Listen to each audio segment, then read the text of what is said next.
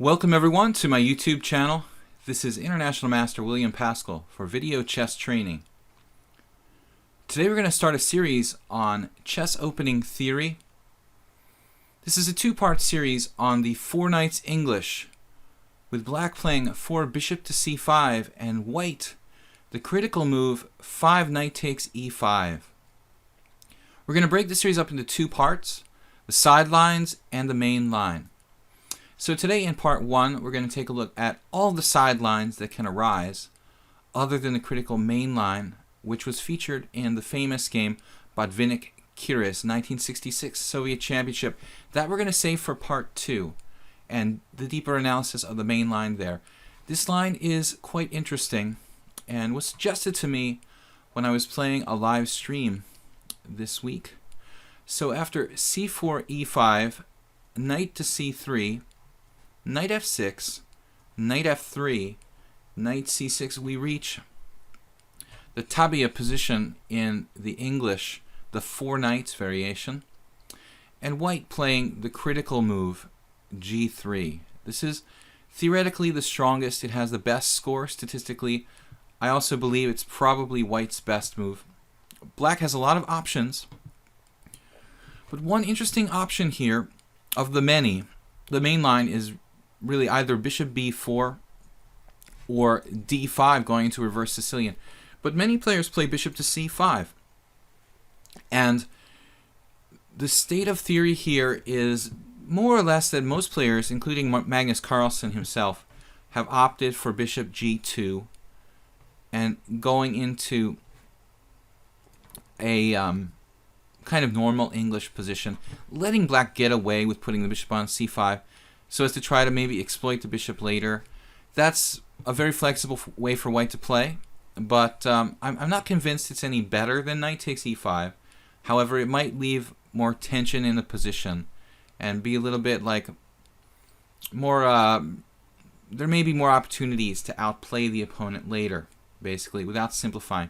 So the disadvantage of this key line that was played in the classic game VideoChessTraining, which was 1-0-26, by the way, a very important game in English theory. The difference is that knight takes e5, it maybe forces the simplification of the position, and in today's theoretical world, perhaps that's not the best thing for a player like Magnus, who could maybe not be able to outplay his opponents as much with a few pieces traded off the board. But nevertheless, this is a very, very important theoretical variation for both sides, and I think white is close to getting an advantage in these lines, and it's been played by many strong players. Even in the last 20 years, it's still a topical line. I think that knight takes e5, it's a critical move. We have to know it, so let's take a look. Knight takes e5, and now black cannot just simply sacrifice the pawn. So there are two variations for black here. Knight takes e5 recapturing, and the critical move bishop takes f2 check. Let's take a look at knight takes e5 first, because this one gets a bit tricky. So knight takes e5, and now after knight takes e5, we've got to play knight takes e5, and white to move has to play d4, forking the pieces, as you sometimes see in like double king pawn openings, like the classical variation of the Roy Lopez or something like that. So we get the piece back. There's no question about that. And I thought about everything. I even thought about black playing knight f3 check in this kind of position to double the pawns, but I mean white's a pawn up there, so it's not really sound. Black has a bunch of options, but really the only moves that that seem to make sense here for black are queen e7 in this position, or maybe bishop d6. Bishop takes d4 isn't really good. After bishop takes d4, I don't think that there's any chance we get any chance for black to equalize. Bishop takes d4, queen takes d4. White has the bishop pair, and white has the superior center, the e-pawn. After something like d6, bishop g2, very powerful bishop on the long diagonal, superior center for white, superior control of the center, the chance to kick the knight off of e5. There's just no way black's coming close to equalizing here. So this variation is not really an option. Instead, if we go back, I think this position here, bishop d6 is another move that's not really good. Bishop d6, c5. Just wanted to mention this in passing. I don't think that white has any better than that. You could take on e5. This is even better. And after bishop takes c5, d takes c5, again, similar to the last position, no way that black is going to get close to equalizing. Even with the pawn a little extended on c5, that actually discourages d6. So black can't come close to equalizing. After knight takes e5, d4, there is a tricky option here for black. Knight takes c4 also not good for black. The tricky option is queen e7, and this is the only attempt to make this thing work. Black is threatening knight f3 mate. You know, that's always fun. I'm sure in a many a blitz game, white has played pawn takes bishop on c5, and black played knight f3 check. It's kind of similar to some lines of the Budapest gambit. So queen e7, and I've noticed quite a few games have been played in this position, surprisingly. And one of the games that I looked at is a game that the American Grandmaster Boris Gulko played. After queen e7, white has to avoid the mate threat. So most commonly played is d takes e5. When there have been some games between some strong players. For example, here the normal continuation is queen takes e5. And I'm following a game between very strong young grandmasters, Nepomniachtchi, Krivoruchko, as recently as 2013 followed this position. Queen takes e5, bishop g2, d6, and now I think here white has some options. He could castle and try to fianchetto his bishop on the queen side, but Nepomniachtchi wanted to get the queen off that active square, so he played bishop f4. Krivoruchko, queen e6, awkward, a bit awkward square. The structure favors white because there's a big hole at d5. White has the active bishops, superior control of the center, and white could play, I suppose could play b3 here, but he played rook c1, not weakening the pawns, and he had a slight advantage. Without a question, I would play this position any day, you know, with confidence that white is better. This is the game, Nepomniachtchi versus Krivoruchko. He went on to win, although it wasn't the simplest game later on. There are different ways white can play it, but structurally, very, very good position for white, and I wouldn't hesitate to get into this if I could. Going back, after queen takes e5, we have an alternative. Instead of queen takes e5, there have been some games with this tricky-looking Budapest gambit move, knight to g4. After knight to g4, white has very, very strong e3 here, attacking the knight and breaking up the threats against f2 and e3. Black has nothing better than knight takes e5. And here I imagine white could play some kind of like quiet move, but it's been proven that f4 is extremely strong. I think that this was found by Boris Gulko in 2003. It's possible there's even older analysis of this move, but it's a little risky looking because you're weakening yourself on the e-file, but controlling the center is of vital importance. And after f4, any knight retreat, white has the advantage. There was a game Peng Chao-Quinn played, the Chinese grandmaster, f4, knight g6. And then after knight g6, bishop g2, we followed the game Peng Chao-Quinn versus Muren. This is from 2012. Bishop g2, you can't take on e3 because of knight d5. This is a huge idea. Bishop takes e3, knight d5 wins a piece. So bishop g2, and black has a very unpleasant position, to say the least. I like the way that Peng Chao-Quinn played here. Just decides to play on the idea of king f2 with a great king protection from these pawns. c6, and then knight e4. This is one of many good moves for white in this position. And white adapted after bishop e4 check, not even trading. You could play bishop d2 maybe, but king f2 and super safe king, massive control of the center for white. I think that it's just like, I'll call it a slight advantage, but I think this is bordering on clear advantage to white. So very, very good opening. Things were slightly different in the game Gulko versus Pedro from 2003. After knight takes e5, f4, I suppose, again, white could play a quieter move there. You can probably find something else, but it's good. I mean, f4, knight c6, bishop g2. Again, no bishop takes e3 because of knight d5. And then in this game also, I mean, I guess Gulko is comfortable with playing king f2 as well, but he can play a lot of moves to defend e3. Pedro played bishop b4, which was a waste of time, and Gulko simply played queen d3, guarding everything with massive control of the center. And fighting for the d5 square, Pedro actually gave up his bishop on c3. So the game continued with a later, like, bishop d2, bishop takes c3, bishop takes c3, when white doesn't get to put a knight on d5, but he just has a massive advantage based on central control and bishops raking both long diagonals. Very bad for black. So when we look at this in the cold light of day, after bishop c5, knight takes e5, it's, as one of the viewers of my live stream said, it's not a question of bishop takes f2 is a strong move. This is the comment that someone made. Bishop takes f2 is not a strong move. I think that the fact of the matter is that bishop takes f2 is the only move. In fact, bishop takes f2, the only move that doesn't lead to a serious advantage for white, probably. King takes f2, and now knight takes e5. We reach an interesting position here, because historically everyone just followed Botvinnik's idea, and probably he was right. You know, it's funny. All these years later, how many years later? 50 years later, exactly, since 1966. 50 years later, the anniversary of Botvinnik-Curies, and Botvinnik's move may be the best, e4. The jury's still out on e4. But we're going to look at the alternatives here. Seriously.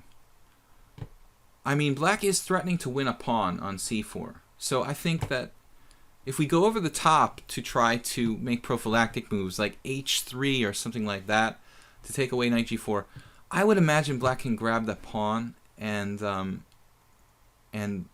consolidate, you know, the extra pawn, despite the two bishops. There are some ideas, though, that we're going to take a look at. Bishop g2 never been played here. That's kind of like h3, kind of developing move. You might want to try it, but I don't think white's going to get enough compensation. So the interesting provocative move and critical is d4. This move is really key, and there's some interesting games. After d4,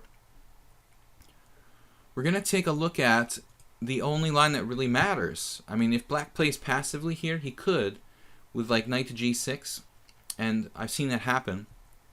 Strong player Rukavina, Joseph Rukavina, actually played that when he faced this against a guy. I mean, I would be a little reticent to play knight takes c4 too, but objectively, it's the best move.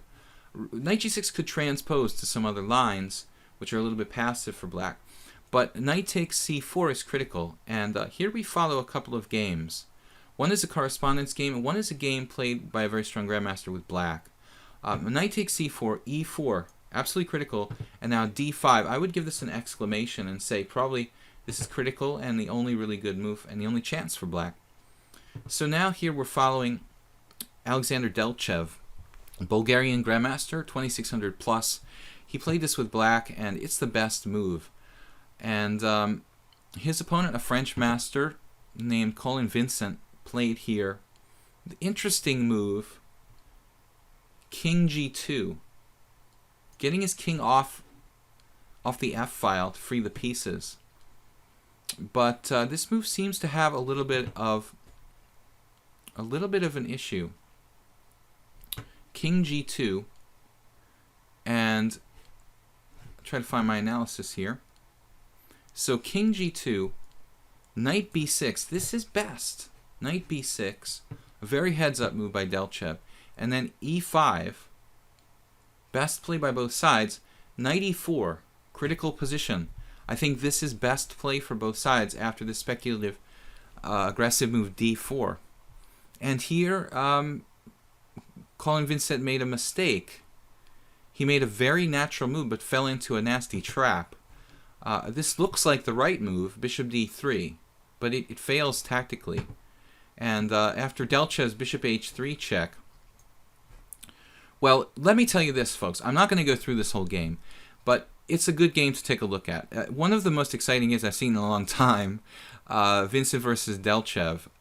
Delchev should have won, but it was really entertaining and highly recommend looking that game up in the online database or your database at home. Bishop h3 check, clear advantage to black. I won't say winning, but it's pretty close. Somehow, White managed to not lose against Grandmaster Delchev. Delchev must have just been shaking his head after this game. Bishop d3, bishop h3 check. It's not often you get to play a move like that, and then not to win is something else. But anyway, instead of this by Vincent Colin, he could have played queen c2, which also serves the same purpose as bishop d3 in ousting the knight on e4, but doesn't allow bishop h3 check and knight f2, obviously. And after queen c2, I think White is just a little bit worse. Knight takes c3, b takes c3. I can't say White's really in big trouble, but he is down a pawn, and it's quite simplified. The White king's a little open. You may see some compensation here for White, but I wouldn't 100% trust this. I'm not going to recommend playing it for White, although it's still interesting. I would say Black's slightly better objectively in this imbalanced position, though you might be able to play for a win and win against some weaker players. I think Black should objectively have enough compensation. I mean, sorry, have quite a bit of play, like more than enough play. So I would say Black's slightly better, but playable for White. Interesting speculative line. You can experiment with that. But instead of king g2, the best move was played in a correspondence game by White after knight to b6. Sorry, instead of king g2, e takes d5. This, unfortunately, breaks up White's structure. So, again, knight b6. Another interesting move that's never been played is knight d6. And I think this is interesting. This is a totally viable alternative, similar to some lines of the Petrov. Black should be equal here as well.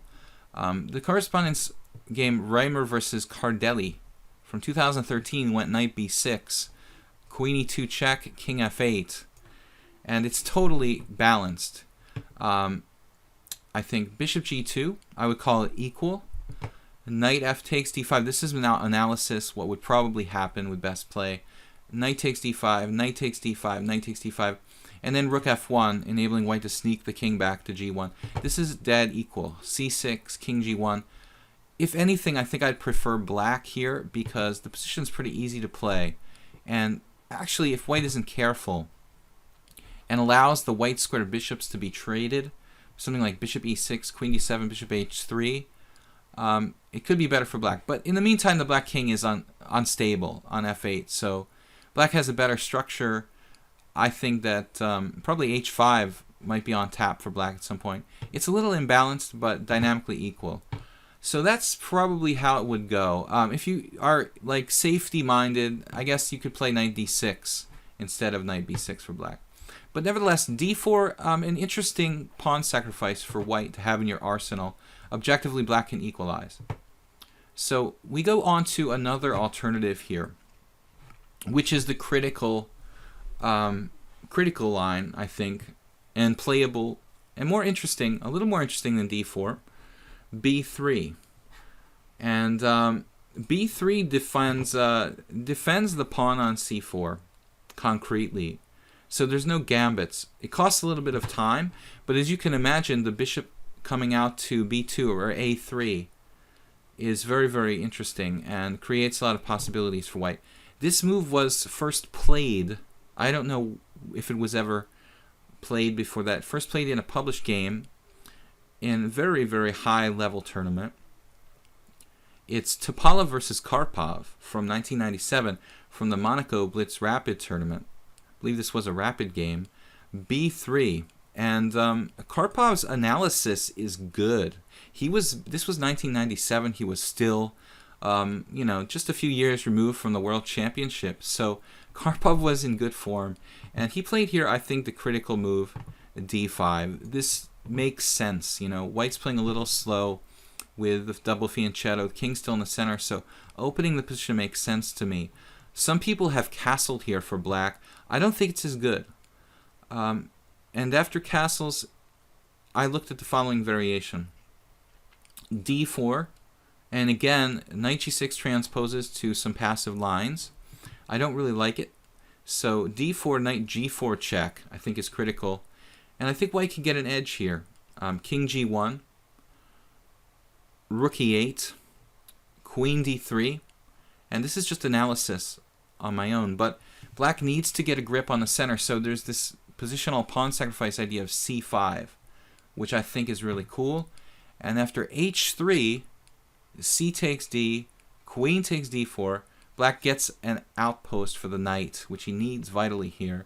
Knight e5, bishop g2. This has all been double checked with the computer. d6, and it seems to follow my combined analysis with the computer engine. I think it's slightly better for white.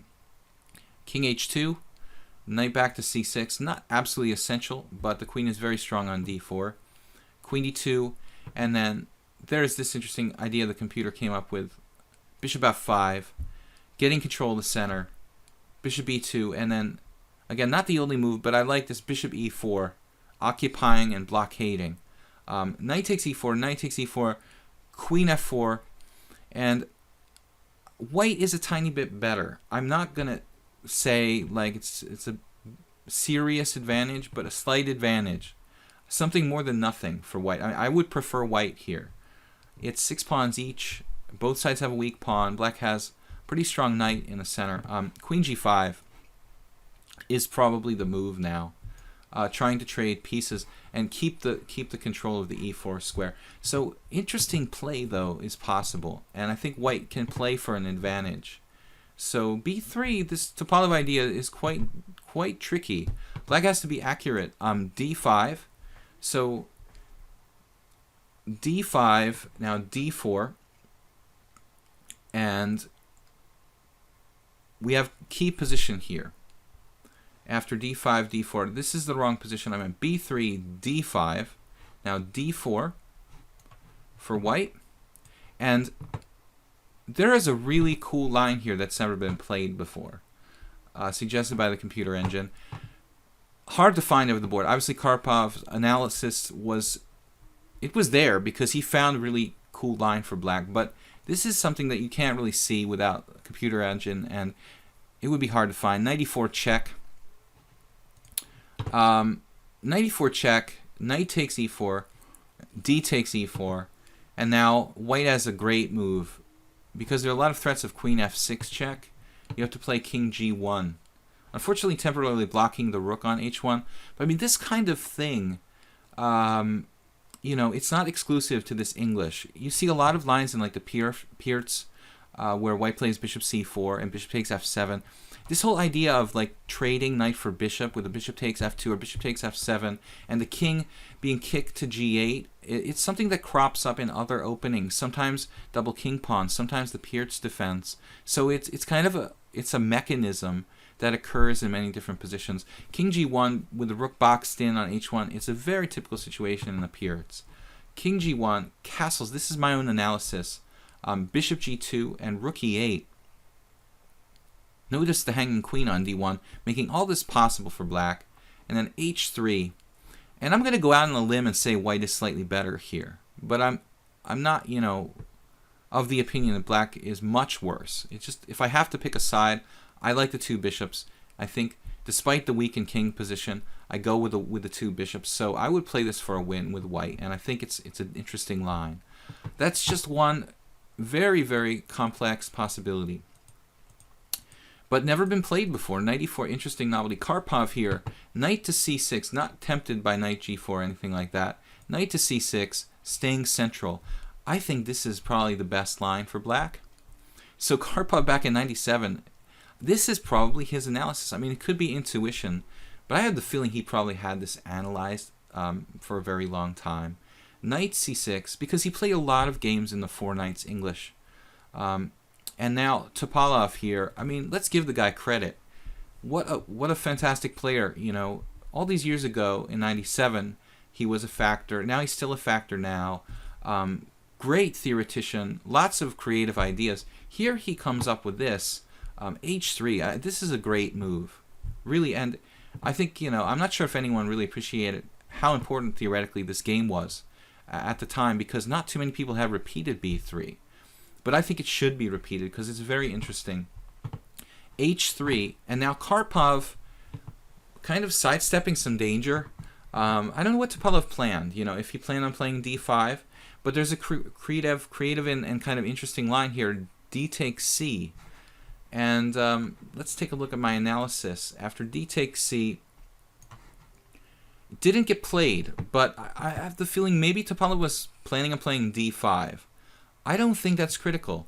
I think that white can play b takes c here and actually sacrifice a pawn.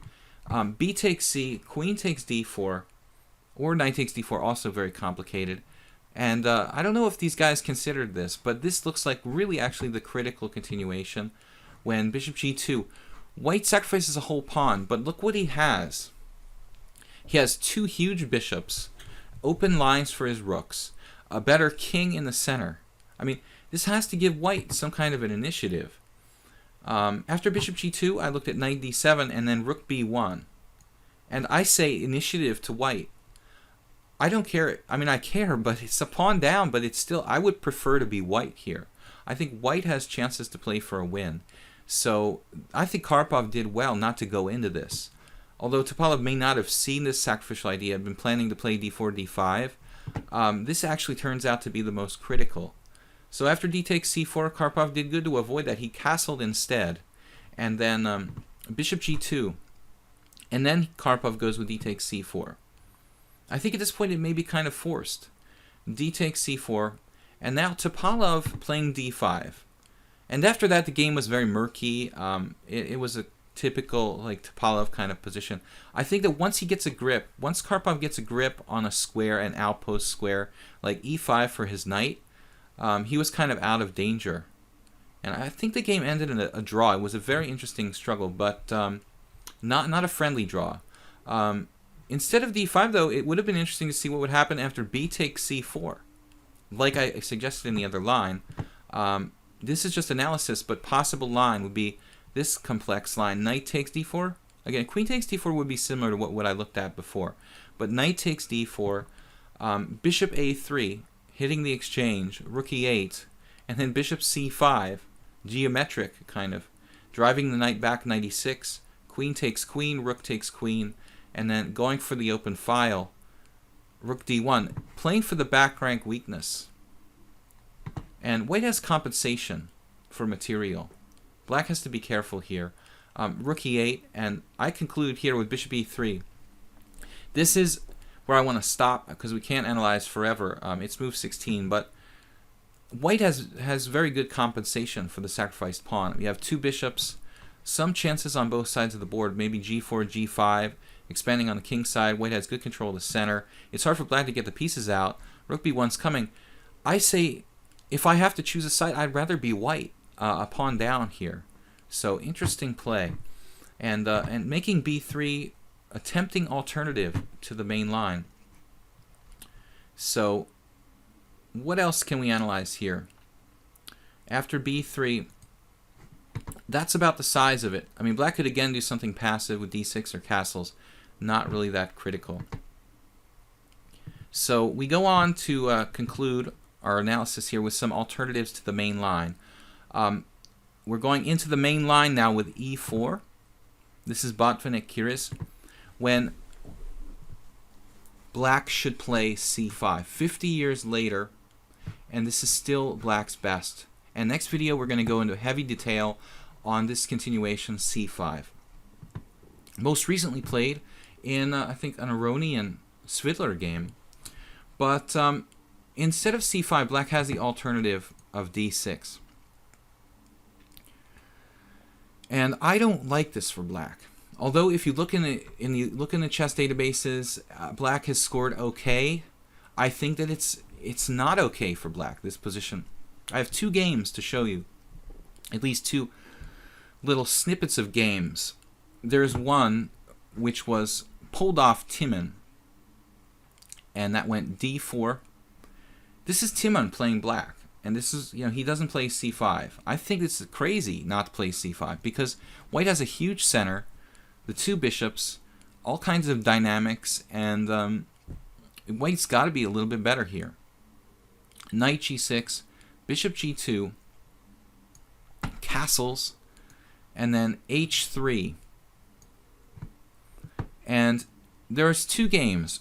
So Timon played rook b8 here, which I think is a logical move.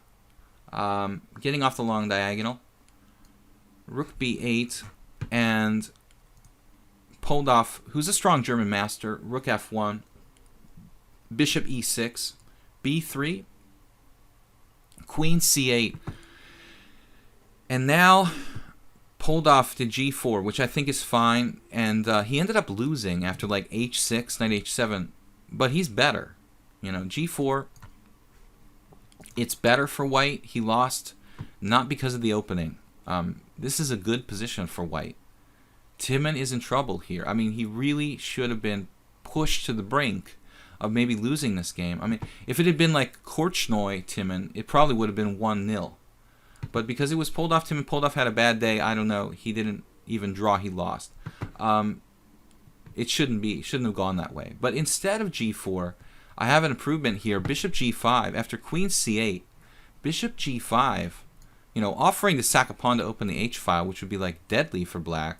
This actually, bishop g5, the h3 pawn is poisoned, and I mean, knight e8, there's nothing better than knight e8, and Timon is totally, would have been totally like on his back heels here. White has a really nice advantage. Now g4, an improved version of the game, and I think c5 would be like Timon's only chance to get some kind of grip on some squares. c5, probably king g1, and I'm going to say slight advantage to white, but I think it's pushing more than a slight advantage at this point. So very, very pleasant position for pulled off if he had continued this way. The other possibility would be what Maurice Sebag did against Leif Johannesson in 2003. There's another game where she didn't waste time. I don't know if it's a waste of time, but with rook b8. She played bishop e6 right away. I don't think it really matters, guys. It's not a good position for black. Bishop e6, b3, and Johannesson here, he's just better. I mean, there's no question. Somehow Maurice Sebag also pulled a Houdini, but these results are not like really not really related to the evaluation of this position. In one case, Sebag drew against a strong grandmaster from this clearly inferior position, and in the other case, Timon should have been clearly worse. So I think it looks good, and that's the best black can get, basically. So not good. It looks like c5 is the only move for black not to be worse, and we're going to take a look at that in part 2 of my chess opening theory series on the 4 knights English with bishop to c5 and knight takes e5 on move 5. I'm International Master William Paschall, and this was a lecture for Video Chess Training on YouTube. Don't forget to subscribe and like this video, and we will see you guys soon for part 2. Bye-bye.